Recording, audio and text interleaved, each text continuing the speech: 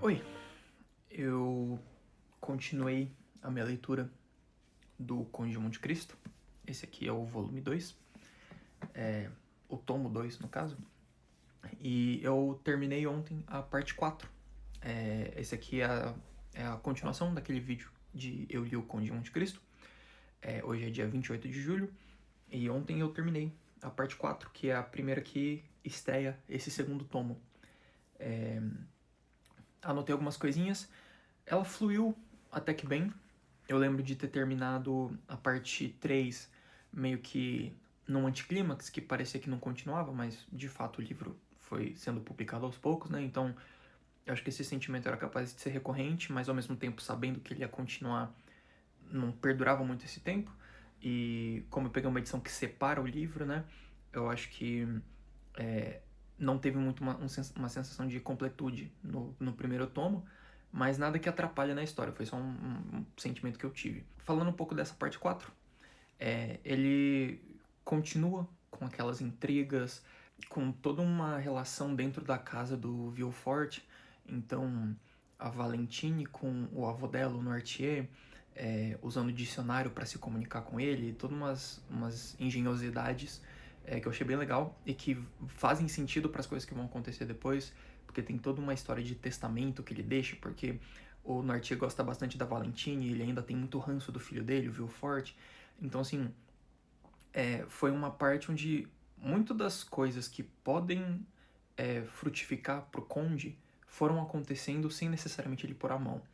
Então, toda a questão do casamento da Valentine, que era um dos casamentos arranjados que, que tem na primeira parte do livro, e que era uma das partes que eu achava meio chata, e essa ideia de começar a concluir essa história de uma forma que aparenta ser favorável para os personagens mais legais e que vai dar ruim para os personagens mais antagonistas, tá sendo bem interessante, porque tá sendo de uma engenhosidade que eu achei bem legal. Essa questão do casamento funciona em duas partes, tanto para Valentine quanto para Eugenie. Tudo que teve nessa parte 3 que eu não gostei tanto, começa a fazer sentido e tem uma continuação, ao meu ver, mais positiva, mais intrigante, por assim dizer. Não caracterizando como positivo, mas de uma forma que me cativou um pouco mais. Teve alguns momentos nessa primeira parte, alguns capítulos, que eu não gostei tanto assim, foram coisas que eu sinto que não desenvolveram muito, e a leitura ficou um pouquinho maçante, mas em geral eu gostei bastante desses desenvolvimentos.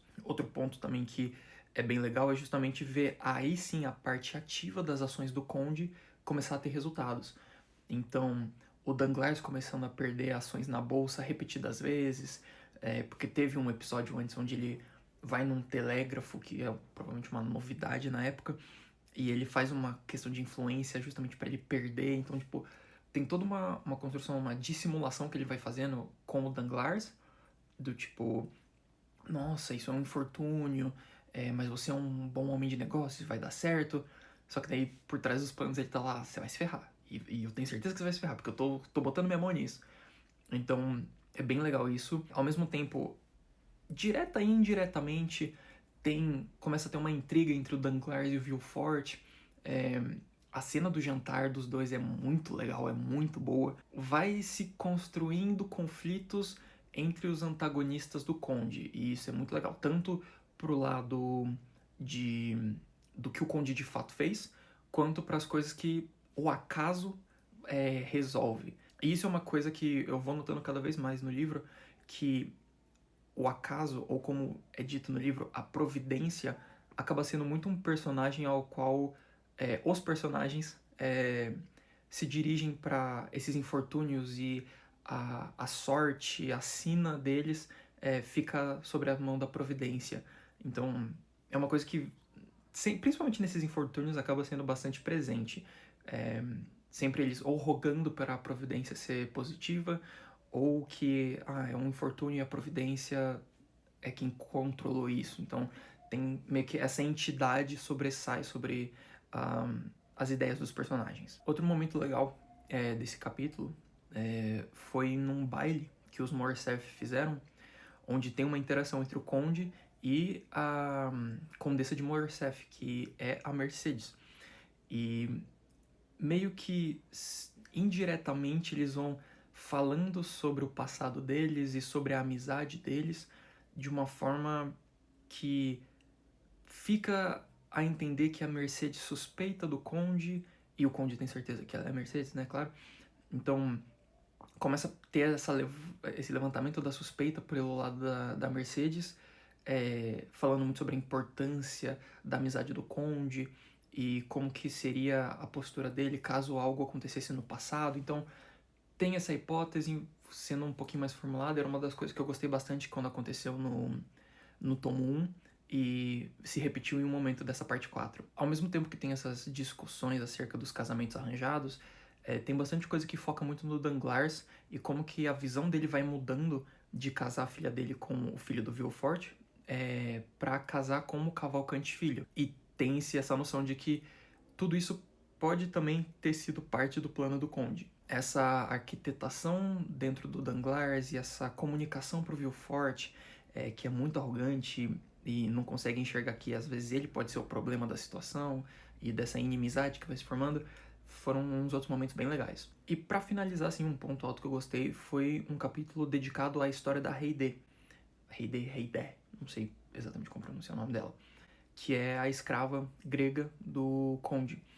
E como ela conta a história dela e como isso impacta o Albert que está presente, porque tem toda uma ligação entre o pai do Albert, que é o Fernand, com a história da Heide. Então, o Conde faz todo um jogo enigmático sobre esse passado, não se falam nomes, e no final acaba tendo uma reviravolta que o Albert fica em choque, assim. Tudo isso meio interligado com a história da Heide. E eu gostei que foi uma personagem que sempre era muito misteriosa e tinha um potencial bem legal para ser desenvolvido, e nesse momento, em questão de um capítulo só dessa parte, foi capaz de dar um impacto muito mais forte para a personagem. Eu já comecei a ler a parte 5, eu já tô quase na metade dela, são 20 capítulos por parte, né? Eu tô chegando no capítulo 10 e acho que daqui a alguns dias eu termino ele e continuo essa parte do vídeo. Oi, hoje é dia 2 de agosto e ontem à noite eu terminei a parte 5 do Conde de Monte Cristo. Isso em questão de caminho do livro, né? Já dá uns 2/3 do segundo tomo, né? Esse restinho aqui é só a parte 6, então estamos indo para os capítulos finais, os últimos 20 capítulos, e foi muito boa essa parte. Ela tem bastante desenvolvimento de planos, então os preparativos para o casamento do André Cavalcante com a Eugenie, a ideia do Caderrucci de roubar o Conde de Monte Cristo, que ele descobre que é quem tá ajudando o André e tudo mais. E a partir dessa ideia do Caderrucci, o capítulo O Arrombamento e A Mão de Deus foram, assim, pontos altíssimos da história desse livro, onde você tem, acho que a primeira vez de forma mais incisiva, aquele gostinho de vingança sendo feito. O final do capítulo A Mão de Deus, com o Conde só falando ponto final, e acaba o capítulo, foi sensacional. Eu não quero dar spoiler dessa parte, mas, assim, foi muito bom. E, assim, foi meio que logo na primeira metade, entre os primeiros 10 capítulos que esses dois aconteceram.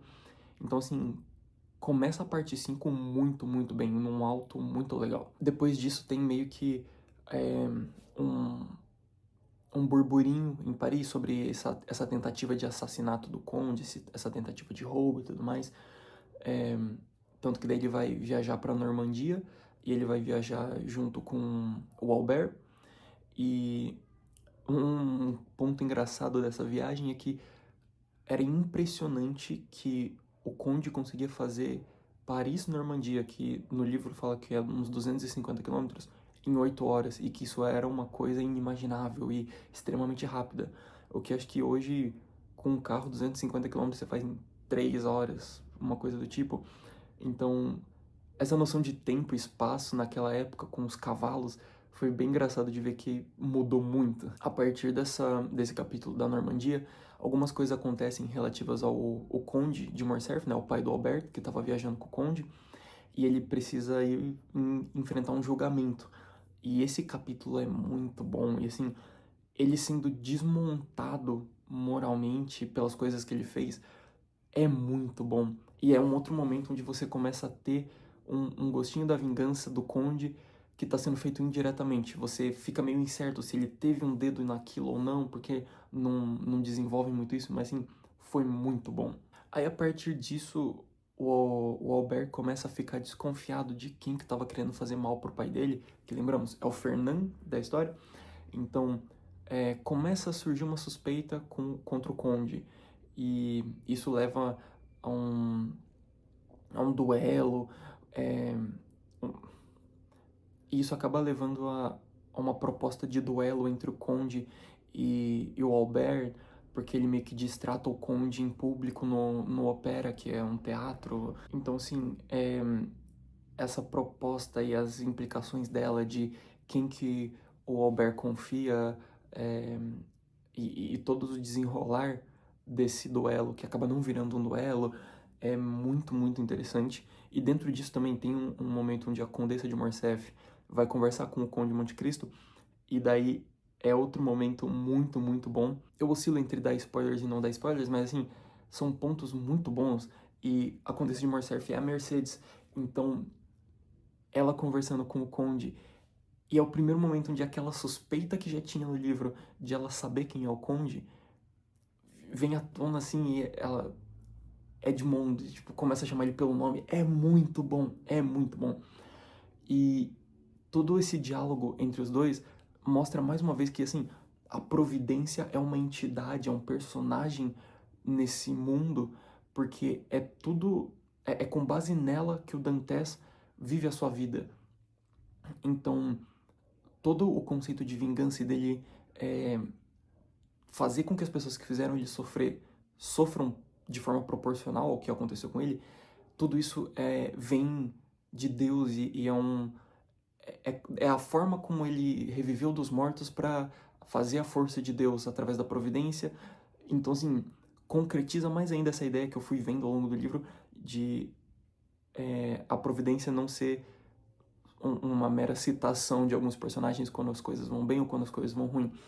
Ela é uma entidade que permeia as motivações dos personagens. Outro ponto bem legal desse diálogo entre a Mercedes e o Conde é enxergar como, a partir dessa ideia que o Conde criou de si mesmo, de ter sido renascido para ser a mão da vingança de Deus, parece que ele tá tendo um delírio de grandeza, um delírio místico religioso da forma como ele se auto-percebe.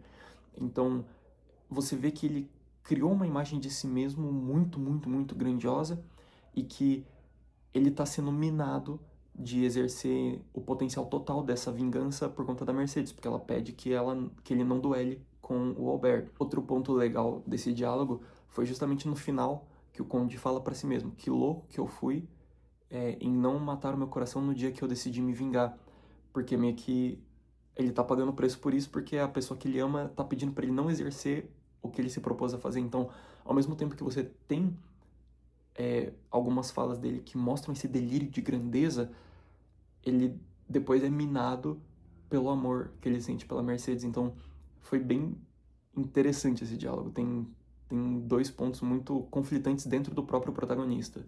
Tem paralelo o desenrolar do julgamento do Conde de Morcerf, e é bem legal também ver a vingança sendo feita, mostrando nas cartas na mesa tudo que ele fez de errado, e daí também tendo esse gostinho do payback do Conde.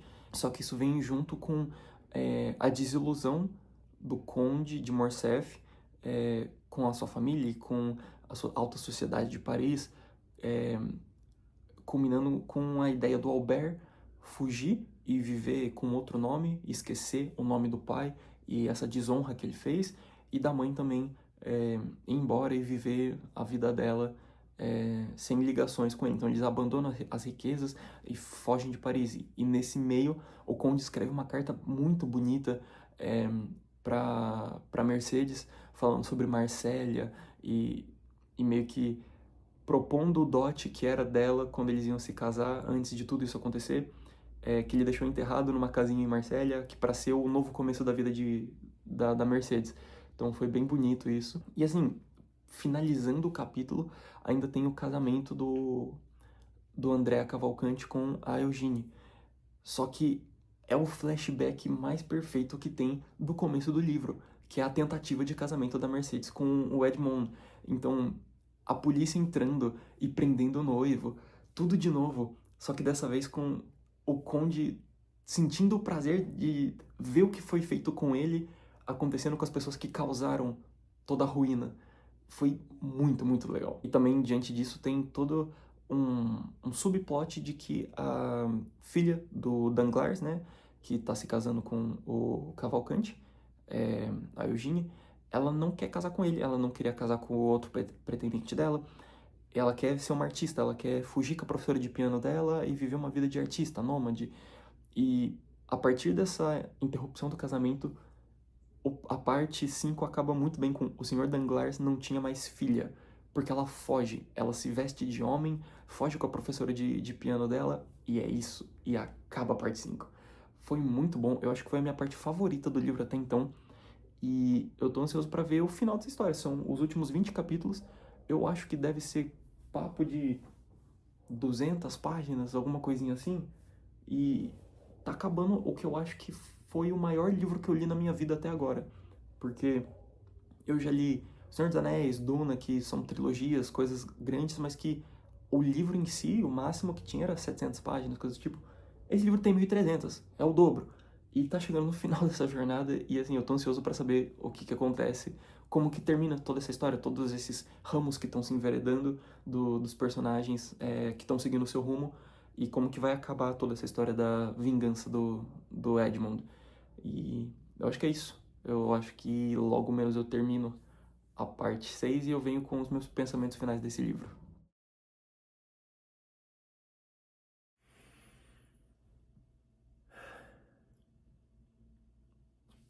Oi, hoje é dia 4 de agosto, são 3h20 da tarde e há uns 2 minutos eu terminei o Conde de Monte Cristo.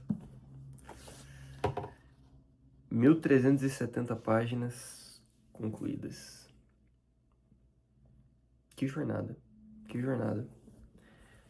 Eu acho que esse realmente foi o maior livro que eu li na minha vida até o momento. Outros livros que eu já li eram muito grandes, eu acho que eu comentei isso quando eu gravei sobre a parte 5, que eu li já O Senhor dos Anéis, que teoricamente é um livro só, mas eu acho que em questão de páginas ele ainda é menor, eu não tenho certeza. Mas independente, eu acho que foi uma jornada singular, o Conde de Monte Cristo. Eu gostei muito. Essa parte 6 foi muito legal. Ela continua as histórias do que aconteceu com Andrea e com a Eugênie no final do casamento.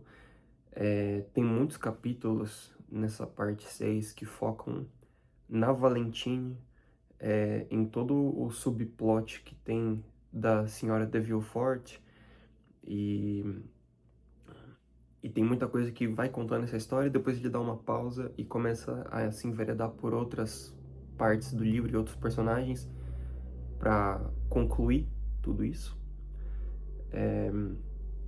Tem vários momentos legais nessa parte final. Tem um diálogo do Conde com o Maximilian na marcha fúnebre que foi bem interessante.